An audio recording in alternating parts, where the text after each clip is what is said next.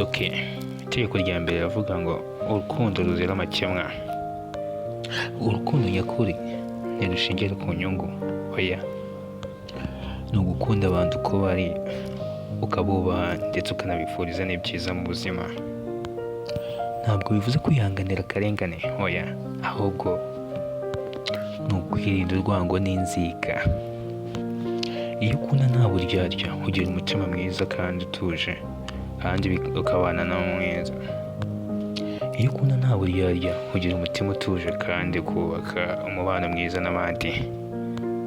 Bino bisobanuye ko abantu benshi batsinda mu buzima ni abazi gukunda ndetse no kwihanganira abandi ndetse no kubabarira.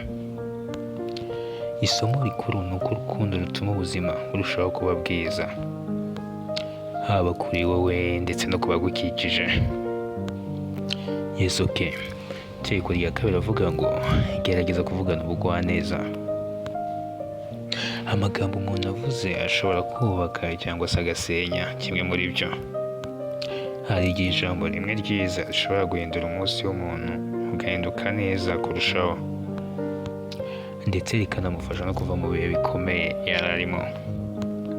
Kuvugana ubugwaneza ntibisaba amafaranga, oya, ahubwo bisaba gutekereza mbere yo kuvuga. Niyo mwaba mutumvikanye n'undi muntu, ushobora kumusubiza mu kinyabupfura. Abantu bavuga neza barakundwa kandi barubahwa cyane, kuko baba bazi kugenzura amarangamutima yabo. Ibi byose nubikurikiza neza uzasanga ariko kuri. Okay. Reka tugiye ku itegeko rya gatatu. Itegeko rya gatatu riravuga ngo jya utega amatwi mbere yo gucira abandi bantu urubanza. Abantu benshi bihutira guca urubanza bataranabasha no kumenya ukuri. Ariko nyamara umuntu wese yaba afite impamvu y'ibyo akora, afite impamvu yabyo. Gutega amatwi bituma usobanukirwa ikibazo mbere yo gufata umwanzuro wacyo, bigatuma wirinda amakimbirane ndetse n'amakosa menshi agiye atandukanye. Umunyabwenge yumva mbere yo kuvuga, akabanza agashaka ukuri mbere yo guca urubanza. Yes, okay. Twakomeje n'itegeko rya kane. Itegeko rya kane riravuga ngo itoze kwigira mu makosa cyangwa se kwigira mu gutsindwa. Nta muntu ubaho kuri iyi si cyangwa uba muri ubu buzima utarigera atsindwa na rimwe. Ntabwo byakunda. Abantu benshi nyine bagiye babica ibintu bijyanye no gutsindwa. Itandukaniro riri hagati y'utsinda n'udatsinda ni uko umwe muri bo yigira ku makosa, undi agacika intege. Buri gutsindwa buriya bushobora kuba isomo. Buriya gutsindwa mujye mubyubaha nabyo, kuko bishobora kuba isomo rikomeye cyane rigufasha gutera imbere, kuko ntabwo uba wasubira muri bya bindi byatumye utsindwa. No, ahubwo ukora ibishoboka ukabyigiramo. Buriya ntugenzura neza, abantu benshi bageze ku ntsinzi baciye mu bihe byinshi bikomeye cyane byo gutsindwa, ariko ntibigeze bacika intege na rimwe. Ahubwo barakomeza bakagerageza, bakareba ibindi bintu bishya bongeramo, maze ibintu bikazagenda neza ku iherezo. Okay, niba tukiri kumwe kanda like, kore subscribe, dukomeze. Twakomeje n'itegeko rya gatanu. Itegeko rya gatanu ravuga ngo kwakira ibitazwi. Ushobora kwakira ibitazwi gute? Buriya baravuga ngo ubuzima ntibugira gahunda ihoraho. Wapi, never. Ahubwo ari ibintu bibaho tudashobora kugenzura na gatoya. Kwemera ko hari ibitazwi bituma umuntu adahangayika cyane, ahubwo yiga guhangana n'izo mpinduka zibaye ndetse no gushaka igisubizo. Umuntu ushoboye kwakira impinduka aba afite amahirwe menshi cyane yo gutsinda kurusha wa muntu ugerageza kurwanya ibintu byose. Yes, okay. Twakomeje n'itegeko rya gatandatu. Itegeko rya gatandatu ni uguhora wicishije bugufi. Kigerageza guhora wicishije bugufi. Kwicisha bugufi si ukwiyumva nabi, oya, ahubwo ni ukumenya ko buri muntu hari icyo yakwigisha. ukabanza ukamenya neza ko buri muntu hari icyo yakwigisha cyangwa se wamwigiraho. Abantu bicisha bugufi bemera amakosa yabo kandi bakemera kugirwa inama. Buriya niyo mpamvu bakomeza gutera imbere. Ubwibone bushobora gutuma utakaza inshuti, ugatakaza amahirwe, ariko kwicisha bugufi bishobora gutuma abantu benshi bakwizera kandi bakanagufasha mu nzira y'iterambere ryawe. Twakomeje n'itegeko rya 7. Itegeko rya 7 riravuga ngo hitamo amahoro buri munsi rwose ugomba guhitamo amahoro. Ntabwo ushobora kugenzura ibyo abandi bakora, oya, ariko ushobora kugenzura uko ubyitwaramo. Hari igihe uzamenya ko gutsinda atari ugutsinda impaka, ahubwo gutsinda hari uguhitamo amahoro no kutinjira mu makimbirane adafite umumaro. Iyo ufite amahoro mu mutima bituma ubasha gutekereza neza ndetse no gufata imyanzuro myiza mu buzima.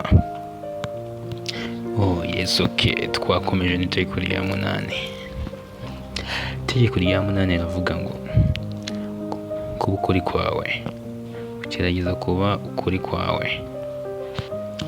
Ntuzigere ugerageza kuba mu buzima bw'undi muntu, oya. Menya indangagaciro zawe kandi uzikurikize. Abantu benshi babaho bashaka gushimisha abandi bakibagirwa ibyo bo bifuza. Kuba ukuri kwawe bituma ugira icyizere kandi ugafata imyanzuro myiza ihuye n'intego zawe. Twakomeje n'itegeko rya 9. Itegeko rya 9 riravuga ngo kugerageza kwiga gukorana ishyaka. Muri make no gukorana ishyaka. Buriya mu by'ukuri impano nziza idafite umurava ntacyo ishobora kugeraho, ntabwo byakunda, kuko intsinzi isaba gukora cyane no kudacika intege. Niyo akazi kaba gato, gakorana umutima wawe wose, kuko ibyo ukora uyu munsi nibyo bigena ejo hazaza hawe, kandi hakazaba ari heza kurushaho. Ishyaka rituma umuntu arenga imbogamizi kandi rikamugeza ku nzozi ze. Twakomeje n'itegeko rya 10. Itegeko rya 10 riravuga ngo jya wishingikiriza ku byiyumvo byawe. Hari igihe umutima wawe ukuburira ikintu mbere y'uko ubwonko bwawe bugisobanukirwa. Nubwo ari byiza gutekereza neza, ntukirengagize ibimenyetso n'ubunararibonye bwawe. Gutekereza no kumva icyo umutima ukubwira bifatanyije bishobora kugufasha gufata imyanzuro myiza. Twakomeje n'itegeko rya 11. Itegeko rya 11 riravuga ngo kubabarira no kurekura. Kubabarira ntibivuze ko wemeye amakosa yakorewe, ahubwo ni ukureka inzika itakubera umutwaro. Iyo ugumanye umujinya n'urwango niwo babara kurusha uwo bifitiye. Kubabarira bitanga amahoro yo mu mutima kandi bigufungurira inzira nshya mu buzima nyinshi cyane. Twakomeje n'itegeko rya 12. Itegeko rya 12 riravuga ngo utanga utiteze.